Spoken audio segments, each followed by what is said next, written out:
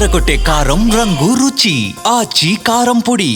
Almatti project అంశంపై ఏపీలో political war మొదలైంది. కర్ణాటక నిర్ణయంతో ఏపీకి అన్యాయం జరుగుతుంటే ప్రభుత్వానికి పట్టదా?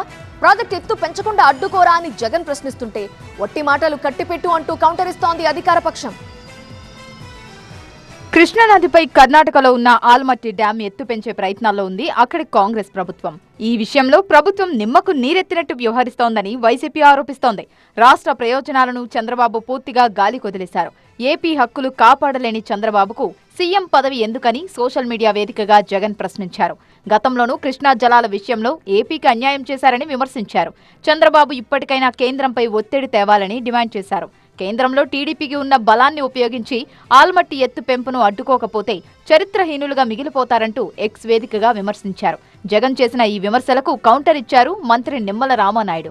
5 ఏళ్ల పాటు నీటిపారుదల రంగాన్ని నిర్వీర్యం చేసిన జగన్ ఇప్పుడు నీళ్ల గురించి మాట్లాడుతుంటే దెయ్యాలు వేదాలు వల్లించినట్టుగా ఉందన్నారు మంత్రి నిమ్మల. అంటే ఈ రకంగా 5 సంవత్సరాలు ఇరిగేషన్ వ్యవస్థను విధ్వంసం చేసి లక్షల కోట్ల రూపాయలు పంట నష్టం చేకూర్చినటువంటి వ్యక్తి ఈరోజు ఆల్మట్టి గురించి మాట్లాడడం అంటే ఈవేళ దెయ్యాలు వేదాలు వలించినట్టుగా ఉన్నటువంటి పరిస్థితి అని చెప్పి సందర్భంగా తెలియజేసుకుంటూ జగన్ అసలు రూపాన్ని, అంతర్గతంగా ఉన్న అరాచక శక్తిని ఏపీ ప్రజలు అర్థం చేసుకున్నారు కాబట్టే తిప్పికొట్టారన్నారు. ఇప్పటికైనా చౌకబారు విమర్శలు చేయడం మానుకోవాలన్నారు.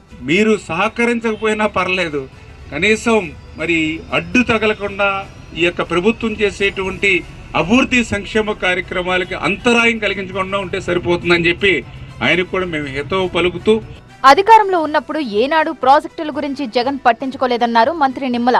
మరి గత 5 సంవత్సరాల వైసీపీ పాలనలో శ్రీశైలం ప్రాజెక్టుని గుర్తు రాలేదు, ధవళేశ్వరం బ్యారేజీలు గుర్తు రాలేదు. ఇట్లా ఎక్కడ చూసినా కూడా ఏ ప్రాజెక్టుకి ఎక్కడ కూడా 1 రూపాయి నిధులు అయితే ఇవ్వలేదు. కానీ 5 సంవత్సరాల్లో ఈరోజు అధికారం కోల్పోయిన తర్వాత వీటి గురించి మాట్లాడేటువంటి అర్హత ఆయనకి లేదనే విషయాన్ని మరొక్కసారి సందర్భంగా తెలియజేసుకుంటూ మొత్తంగా ప్రాజెక్టుల విషయంలో ఏపీలో పొలిటికల్ వరద పారుతోంది.